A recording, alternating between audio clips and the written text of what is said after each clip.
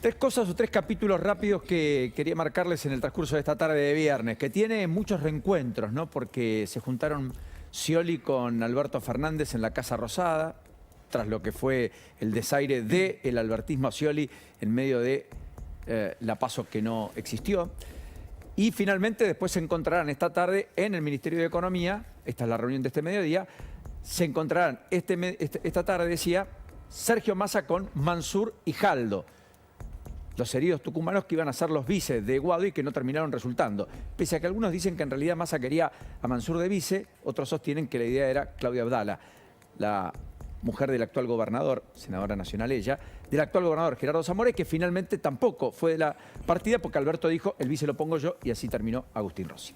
Bueno, más allá de esto, la apatía electoral yo creo que llegó para quedarse. No solo por la baja participación que hemos visto en las elecciones, en las 14 elecciones hasta aquí que se han llevado adelante, 15 para ser más exactos en la Argentina, con Córdoba y Formosa, con niveles de participación que están en promedio por debajo de las elecciones ejecutivas de los últimos años, 2015, 2019, incluso 2011, sino porque además las autoridades de mesa también están rechazando ser parte del proceso electoral. Solo un ejemplo, Santa Fe tiene la PASO Santa Fe para elegir cargos en las provincias el 16 de julio. Quedan 2 semanas. Bueno, van a habilitar, confirmó la justicia electoral hoy, un registro de voluntarios. ¿Por qué? Porque enviaron 25.000 telegramas, pero 11.000 fueron rebotados. Son autoridades de mesa, docentes básicamente, que fueron convocados, que adujeron, bueno, cuestiones vinculadas a partes médicos, viajes previstos, problemas de salud. Lo cierto es que se excusaron de ser autoridades de mesa. Casi la mitad. Por lo tanto, los interesados ahora se pueden anotar en la página web del Tribunal Electoral. ¿Para qué? Para ser autoridad de mesa, no menor, en las elecciones de la provincia de Santa Fe el 16 de julio. ¿Qué dicen desde la justicia electoral de Santa Fe? Bueno, tampoco es tan dramático. ¿Por qué? Bueno, porque en 2019, de los 30.000 convocados, 20.000 se habían excusado. O sea que no es novedoso. Pero está marcando también que la apatía ha llegado incluso a los que tienen que garantizar el proceso electoral. El segundo hito tiene que ver con otro aspecto. Tiene que ver con, en todo caso, lo que está sucediendo con la mala, y por cierto, la mala distribución de ingresos y los bajos ingresos. Ayer el INDEC dio un informe que muchos no leerán, otros lo seguimos muy de cerca, porque tiene que ver con la estructura sociodemográfica, económicamente hablando, que tenemos en la Argentina. Y la verdad que fue alarmante. Miren lo que es la placa del INDEC de ayer. Da cuenta de que el 10% de la población que más recursos concentra se queda con más del 25% de los ingresos totales del país. Y el 10% que menos ingresos tiene se queda con apenas el 3,3% del total de ingresos en la Argentina. La curva, el coeficiente Gini, que es el que determina si hay más o menos distribución del ingreso, si es más o menos igualitaria, está marcando que es de 14 veces la diferencia entre el 10% de los que más tienen en promedio, en cuanto a lo que ganan, lo que le ingresa todos los meses, y el 10% que menos ingresos tiene en la Argentina. 14 veces promedio. Ahora, adentrémonos en esos datos, que también los da el INDEC ayer. Miren esta placa, que es bien descriptiva. ¿Cuánto es el ingreso promedio que ha tenido un argentino con ingreso de fondo de plata por trabajos, registrados, no registrados, en blanco, en negro, a eso me refiero, en el primer trimestre del año? Mire, 62,3% de la población que percibió ingresos, percibió un ingreso promedio de 123.782 pesos.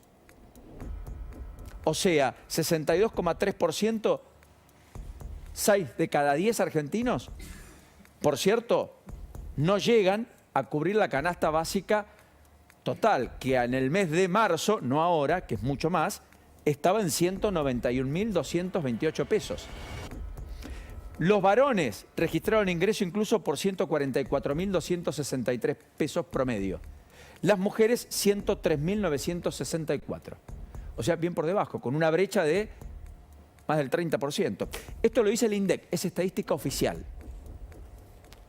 Sintomático, porque hoy el Ministerio de Economía dio a conocer una cifra respecto a lo que sucede con las mujeres y el mercado laboral. Y se vanagloriaba el Ministerio de Economía respecto a que el indicador del último mes registró que la tasa de actividad dentro de la población económicamente activa, es decir, en condiciones de trabajar en el sector de las mujeres, había alcanzado un nivel récord. ¿De cuánto? 48,1% del total de mujeres que están en condiciones de poder trabajar están cumpliendo alguna tarea. ¿Y qué está reflejando en consecuencia esta estadística? Que probablemente si la mujer no sale a trabajar, ya el ingreso no alcanza, aún percibiendo ingresos, para estar por encima de la línea de la pobreza. Por lo tanto, hay más necesidad que otra cosa, en medio de ingresos muy bajos, que depositan a buena parte de la sociedad en estas condiciones. En la Argentina hay 5.700 asentamientos urbanos que hay que urbanizar, que son más o menos así, donde no hay estructura básica, donde no hay cloacas, donde no hay red de agua potable, donde en muchos casos no existen la red troncal de gas, pero tampoco energía eléctrica, y viven hacinados con chapas, no con cemento, con piso de tierra. Todo eso pasa. Bueno, efectivamente, me quería quedar acá, solo detenerme un instante porque esta estadística oficial se dio a conocer ayer, pasó casi inadvertida, pero está demostrando dónde estamos, con una distribución peor de ingresos de la que teníamos hasta el año pasado inclusive, y con ingresos que son cada vez más bajos.